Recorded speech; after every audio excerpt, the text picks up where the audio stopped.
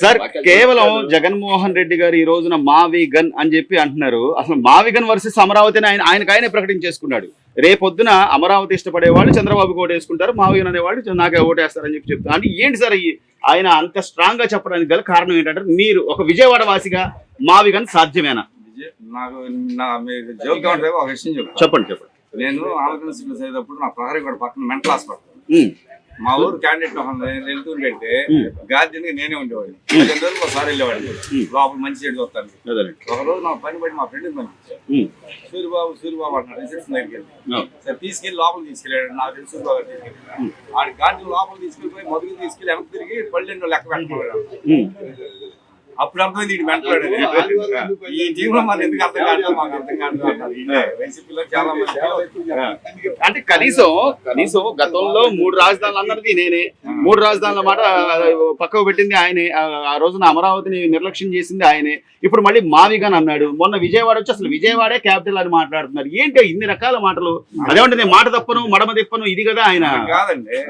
Public కాదు అసలు అక్కడ మీటింగ్ వాళ్ళకే ఇబ్బందిగా ఉంది. లోపల ప్రెస్ మీట్ కాదు, లోపల వాళ్ళ లీడర్లు వాళ్ళు ఫీల్ అవుతున్నారు. తెలుస్తుందిగా అదేలేండి. మంచిగా చేయడం ఒక పాయింట్ మీద నిలబడుతుంది. దానికి తగ్గట్టుగానే మరి ఈ పేరు నాని గారు వీళ్ళందరూ బలపరుస్తున్నారు కదా. బొత్స సత్యనారాయణ గారితో సహా మేము మావిగన్ మీద స్టాండ్ అయ్యి ఉన్నాం. వాళ్ళకి రెండో దారి లేదు. దారి లేనప్పుడు భజన చేసేప్పుడు ఆ భజనతో డీల్ చేయాల్సిందే అంతే. కానీ లేకపోతే వాళ్ళ అనుభవం ఉంది కదా సార్, రాజకీయ అనుభవం ఎంతో అనుభవం ఉంది. మంత్రులుగా చేసిన వాళ్ళు చాలా ఫీల్ అవుతున్నారు. వాళ్ళే ఫీల్ అవుతున్నారు. లీడర్ కదా, లీడర్ అనే రకమైన ఇదిగా మాట్లాడుతుంటే వాళ్ళకి అర్థం కాదు. పబ్లిక్ లో రేపు మేము ఎలా ఫేస్ చేయాలి. పబ్లిక్ లో కూడా చాలా స్పష్టమైన టాక్ ఉంది సార్. అంటే మావిగన్ అనే పేరుతో ఆయన నెత్తి మీద ఆయన చేయబెట్టుకున్నాడు అని ఎంతవరకు వాస్తవం కాదు. వాళ్ళ పార్టీలో వాళ్ళే ఫీల్ అవుతున్నారండి. అంటే మన తెలిసిన ఫ్రెండ్స్ వాళ్ళే చెబుతున్నారు. అదేలేండి. వాళ్ళు కూడా ఏది సమాధానం చెప్పలేని పరిస్థితి. సో ఈ 2 ఏళ్ల పరిపాలన కూటమి ప్రభుత్వం ఎలా అనిపిస్తుంది సార్ మీకు? పర్వాలేదు, ఆయన నెట్టుకొస్తున్నారు. ఆయన ఏదో రకంగా జగన్మోహన్ రెడ్డి గారు మొన్నటి వరకు కూడా 3 రాజధానులు అన్నారు. ప్రజలు తిరస్కరించి 11 సీట్లు ఇచ్చుకోవచ్చు. ఇప్పుడు మళ్ళీ మావిగన్ అని కొత్త పదం తీసుకున్నారు. మావిగన్ అంటున్నారు. అసలు మేము అదే జెండాతో వెళ్తాం, మావిగన్ వర్సెస్ అమరావతి అన్నారు. నిన్న విజయవాడ వచ్చినప్పుడు కూడా విజయవాడ రాజధాని అని మాట్లాడు. అంటే ఒక స్టెబిలిటీ లేని వ్యక్తిని ప్రజలు నమ్ముతారంటారా? అసలు ఆయన ఏంటి, ఆయన స్ట్రాటజీ ఏంటి, ఎలా చూడాలి? ఆయన జగన్మోహన్ రెడ్డి స్టెబిలిటీ లేకపోవడం కాదండి, చాలా స్టబర్గా ఉంటాడు. ఆయన నమ్ముకున్నది తను చేయాలనుకుంది చేస్తాడు. ఇప్పుడు ఏంటంటే అమరావతిని నాశనం చేయాలి, ఒకటి ఏమని. ప్లస్ రెండోది ఏంటంటే లిక్కర్ స్కామ్ తన దాకా వెళ్తుంది. ఈడీ పట్టుకుంది, తన దాకా వెళ్తుంది. లిక్కర్ స్కామ్ నుంచి జనాలను డైవర్ట్ చేయడం కోసం రోజుకోటి ఏదో ప్లేనరీ వదిలేసేసి జోక్ గా వదిలేస్తున్నాడు. అంతేగాని జనాలను డైవర్షన్ చేయడం కోసం అంతా డైవర్షన్ పాలిటిక్స్. తను చేసేది ఏమీ చేయలేనంటే అర్థమైపోయింది. కానీ నాశనం చేయాలి. అతని ఎజెండా ఏంటి? చంద్రబాబుని పగసాధించడమే, పరిపాలన కాదు. అతనికి అధికారం దేనికి? తన కేసులను నుంచి రక్షించుకోవడానికి. సెంట్రల్ గవర్నమెంట్ దగ్గర కాళ్ళ మీద పడి బాణాసారం పడి ఏదో రకంగా కేసులు మూవ్ అవ్వకుండా చూసుకుంటే చాలని ఎక్కడ ఉండండి. 12 అయిపోయింది, 13 ఏళ్ళు అయిపోయింది. ఇంకా 10 ఏళ్ళు అయితే అతను లైఫ్ అయిపోద్ది. తర్వాత శిక్ష పడితే ఏంటి, పడకపోతే ఏంటి? జనం సొమ్ము తినేసాడు, 5 జనాలు పంచుతున్నాడు. కావాల్సిన వాళ్ళందరికీ పంచుతున్నాడు. ఎవడైతే రూపాయికి లొమ్ముతాడో వాళ్ళందరికీ ఇక్కడి నుంచి ఢిల్లీ దాకా తన నెట్వర్క్ ఉంది. ఎంపీలతో, వాళ్ళతో, వీళ్ళతో, అందరితో, బ్రోకర్లతో నడుపుకుంటాడు. శుభ్రంగా అతన్ని జ్యుడిషియల్ గాని వ్యవస్థలు గాని ఏమీ చేయలేవు, అన్ని మేనేజ్ చేస్తాడు. కామన్ మెన్ కూడా ఇంత క్లియర్ కట్ గా ఆలోచిస్తున్నప్పుడు ఒక మాజీ ముఖ్యమంత్రిగా పనిచేసిన వ్యక్తి నేను మాట్లాడితే ప్రజలు ఏమనుకుంటారు ఏంటనే ఆలోచన ఉండదండి? ఉంటదండి అతనికి. తనకు అటు నుంచి డైవర్ట్ చేయాలి.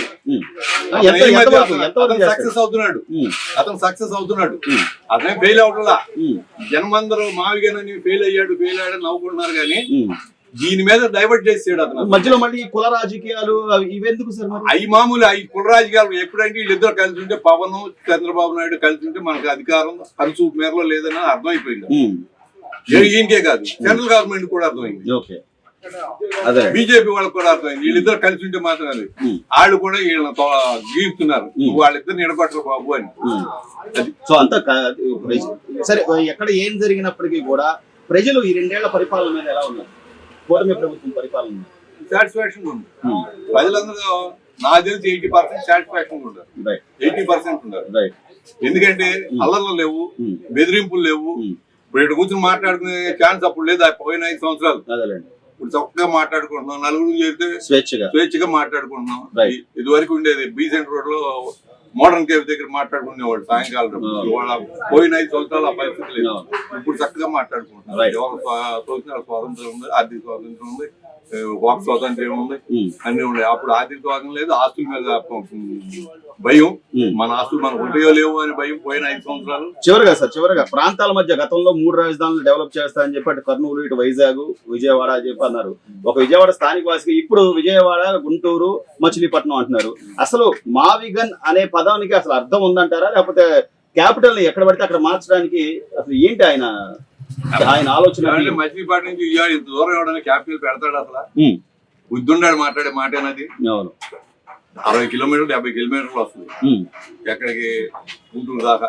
మచిలీపట్నం నుంచి రోడ్డు మీద వేస్తాడు. రోడ్డు మీద ఇది పోరంబాకల్లో పాకలు వేసుకుని ఉంటారు, ఆ టైప్ లో రాజధాని పెడతాడు. ఇంటి రోడ్డు మీద ఎవరి స్థలం ఎవరు తీసుకుంటాడు? తనకి తెలుసండి, అన్ని తెలుసు తనకు కూడా. కేవలం అంతే. ఇప్పుడు కొన్ని వేల ఎకరాలు రూపాయలు తీసుకున్నారు. అప్పుడు అసెంబ్లీలో అడిగారు, నాకు తెలవకుండా నాకు తెలవదు ఉందని చెప్పేసి వాళ్ళ నాన్న అబద్ధం ఆడాడు అసెంబ్లీ సాక్షిగా. ఇచ్చేస్తున్నాను అన్నాడు, ఇచ్చినట్టు ఇచ్చాడు. ఇచ్చినట్టు ఏం చేశాడు, అక్కడ ఐఐటి అని పెట్టారు.